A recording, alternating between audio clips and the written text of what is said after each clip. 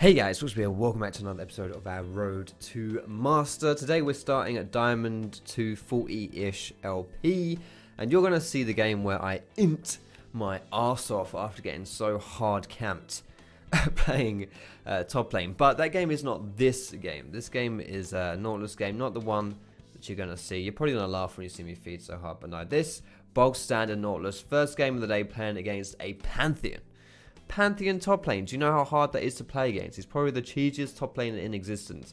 His whole playstyle revolves around snowballing top and then roaming around with his ultimate. So all I had to do this game was not feed in the lane phase. As you can see, I haven't died yet and we're 12 minutes in. So that's not, that's not too bad, honestly. And we actually were playing versus a few master players this game. The enemy mid laner was master tier. And my mid and jungle were master tier. Everyone else was like diamond 1. I don't know how I got put into this game as a low diamond 2, but there you go.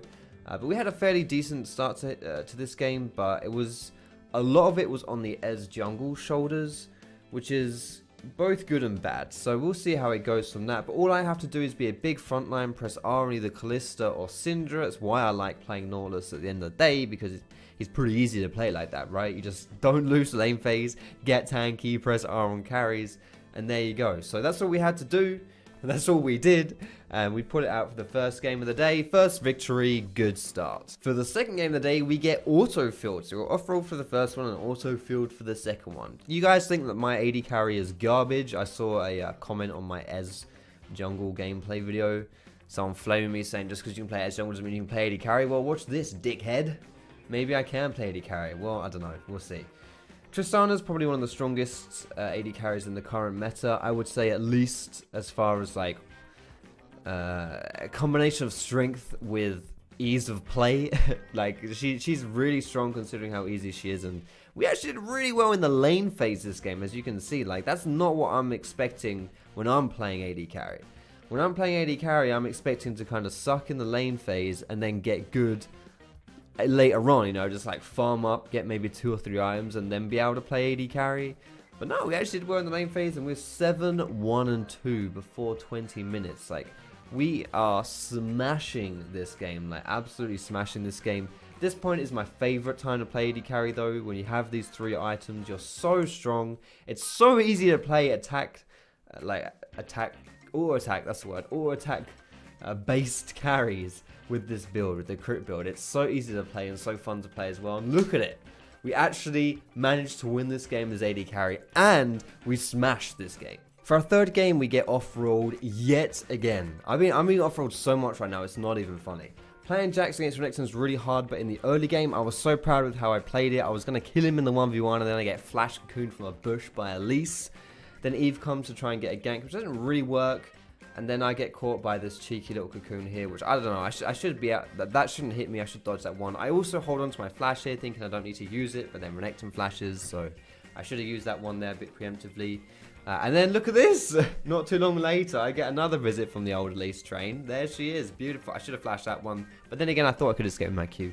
And now finally, I'm going to get some peace, just to farm under my tower, get back into this game a little bit. Oh wait, never mind. Never mind, Elise is here again. So I get camped so hard in this early game. It's not even funny. 7 minutes in, I've died 4 times to Elise. Absolutely revolting. And just, oh my god. I've never been camped so hard in my life. To be fair, I could have avoided some of these deaths. But, like, Renekton and Elise early game combo is absolutely vile. But still, I fed my ass off. We didn't really have anything else going either, so pretty free lose. I do feel pretty bad for losing when I was like really hard feeding, but to be fair, we were kind of all sucking, so.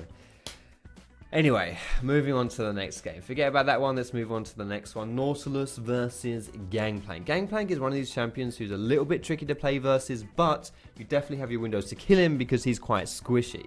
So, that's exactly what we do with that first cheeky 1v1 kill and another cheeky 1v1 kill. I'm an absolute Nautilus machine.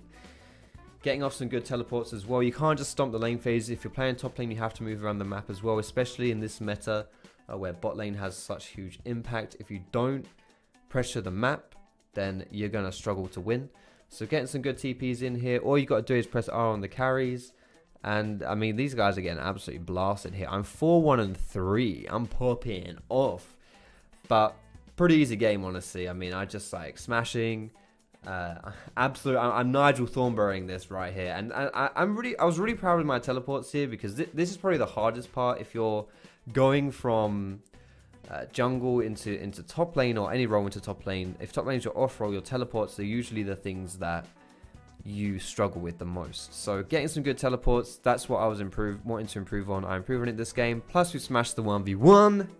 Easy peasy lemon squeezy. Makes quite a bit of a difference, doesn't it? Going like 0-5 and then smashing a game like that Nautilus one. Well, whatever, that's the way League of Legends goes. So we're playing some Gragas this game, guys. Another Ez jungle. He's really annoying to play versus, but he overextends a little bit here. We get a nice cheeky kill onto him. That's nice, but this one was kind of... we're skipping quite far forward here because this was a pretty boring game. We had a Mordekaiser who just did Mordekaiser things. And honestly, I was just playing around my strong lanes here. Like, I didn't really have to do anything specific. I mean, I'm 2-1-2, so I've not done anything too crazy here. And if your team is winning, then what you need to do as the jungler is to help them win further. That was a disgusting ultimate, by the way. You might want to rewind for that one. That was beautiful. I love it. Absolutely amazing. But yeah, as a jungler, people sometimes overcomplicate things, try too hard to like solo carry and just win the game by themselves. You don't have to do that.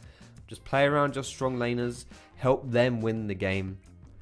And oftentimes, if you do that, and you do it right, then you will win the game. And something that was quite important about this one as well is I was able to stop Ez from doing too much too. So don't let the enemy jungler pop off if your team's doing well by themselves. Control the enemy jungler, play around your strong lanes, and really that's all you got to do.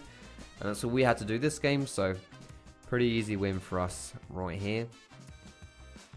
What's nice about that game as well is it puts us at the highest LP that we've been this whole season. 92 LP D2. Beautiful stuff. This one though is I don't know whether we're going to get something out of this one. This one was a little bit just right off the bat, this one's a little bit ish. I was thinking I should dodge this game because if you look at my team comp, I have a Soraka in the mid lane. Now Soraka mid lane, not really too meta, and I checked her OPGG, she's a support main. You don't really want to have support mains playing anything but support, because no offense to you support mains out there, you kind of suck at anything that isn't support, especially the passive support mains like the Jannas, the Namis, the Sorakas. So what I tried to do this game was just to sit bot lane, because we're not, I mean my top laner was losing 1v1, my mid laner was bloody Soraka mid and she was kind of trolling, so just sit on the Kog'Maw. If we were going to win this game, it would be through Kog'Maw. There's no way we would win outside of that. So I tried my best, but I mean, you can see this guy was a death magnet as well. I wasn't really able to do too much, but honestly, considering the way this game would win, it's not that bad. Like, I think that for me personally, even though I definitely should have dodged this game, and it's really depressing to play games like this because it's kind of just like having free losses. Despite that fact, I feel like I had a pretty good eye for what I needed to do to try and win the game. I wasn't able to do it, obviously, but that in itself is kind of half the battle. It doesn't really matter if you lose the game. Like, games are just like by themselves, individual things. It's not a problem. You got to take something away from them though when you do win, or when you do lose. Sorry, I should say. So as long as you take things away and you learn, excuse me, that's the important thing. Look at their health bars here. Can someone just die, please? Preferably not me. No? Okay, well that's rather depressing, isn't it? Nice E-flash here to get the 2-man knock-up, leading into the Jarvan Cataclysm as well. Beautiful stuff. This game's very close as well, you can see. It's 8 kills to 9, but we're honestly getting, I don't know, it feels like we're getting pretty smashed this game. So we're going to have to pull something out of the bag if we want to win this one. We have a Kog'Maw AD carry again though, so... And we also have Yasuo. So with Soraka, like, we have a lot of damage this game, so hopefully we can just, like, play around the carries, and we should be able to protect them well enough to be able to win this game. We have a really good team comp for that stuff. But my map awareness was not, like, I didn't feel like my brain was switched on that much, if that makes sense. Like, I was kind of worried about this game because I could just feel it, you know. And when my brain is like this, the problems start arising when I start taking fights that I shouldn't do. A bit like this one, where I felt like we were in position to fight right here, and we're not. But I jump in anyway, and then what happens is I just die, but Baron's up there. That's a problem. And then I don't know how Cook dies there, but still Cook dies there. And it's, do you know what I mean? Like, I end up Stuff like that, you know, is just so terrible, and that's what loses you games. But if my brain is on, I don't make that mistake, you know, so kind of frustrating to lose one like this, but I definitely deserved it. Basically, all I had to do that game was play around Kog'Maw. I didn't have to do anything special, and I still failed, and that is my biggest problem as a player. My biggest weakness is that I just sometimes switch off, and it really sucks. So right here, I was thinking that maybe we could collapse onto the Jarvan here. Renekton reacts a little bit too slowly, but still, I'm just like, I don't know. Yeah, I just think that I'm not going to die, and I do die, and that kind of sucks. So yeah, that's a free death that I really shouldn't have given up there, but it's okay. This is always the risk of tower diving, as the enemy team is about to find out here. If you tower dive, you have to be really careful, because if you get counter-ganked, you die, you lose. It's a really, really risky thing to do. So, as what happens right here, they tower dive and they lose 3 people. You have to know where the enemy team is. If you get countered during a tower dive, you're donezo. This Jarvan was really strong though, honestly. He was like, I don't really understand his build. I mean, he went Cinderhulk into Frozen Fist, and it was, I don't know, it was weird, but he was so tanky, so I don't know, I guess it worked. And this play specifically right here, we were kind of baiting them to come into us so we could turn in on them, but for some reason we started Baron. I did not know why we started Baron. That was like, I don't know, we shouldn't have done that. But then they wanted to do Baron, so they were thinking that, you know, Gragas, why won't you help us do Baron? And I'm like, why the fuck are you doing Baron? So yeah, one of those things in solo queue where you just have miscommunication. It happens all the time. It's just not on the same page as my teammates there, sadly. But a bit of communication, just typing in chat, you know, it goes a long way. Even if I just say something like, guys, don't start Baron, let's bait, you know, it really helps. And that one play really just throws the whole thing away. Again, we should have won this one though, so kind of sucks to lose, but I don't know. I feel like a lot of these games that we're watching back are games that I could win, and those, in my opinion, are just like the big differences between climbing and not climbing. It's not about doing anything crazy or doing anything like massively different. It's just about making the games that are really close, turning them from defeats into victories. So we're playing some Nautilus here just because I can chill out. I got off-road again.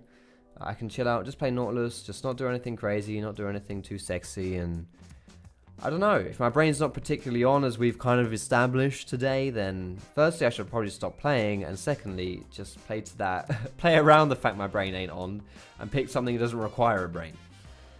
Had a pretty good start to this game outside of the first blood, which was just a little bit too greedy, but all in all, not too bad. Just got to play. Even if I do fall, I don't know what that flash was, but even if I do fall a little bit far behind, it's okay. You know, I'm Nautilus. It's all good. We did start throwing this game a little bit, though we were winning at one point. But all I've got to do is press R on the carries. Nidalee was pretty strong this game, so you can see that I'm trying to prioritize her a little bit. But look at me. I'm just like a huge front line. Tell me this requires brains to play. It absolutely does not. Especially now that my ultimate is down. What am I going to do? Though there is something pretty cool. Look at this sexy hook that's going to be coming down here. Beautiful stuff. Max range onto the Tristana.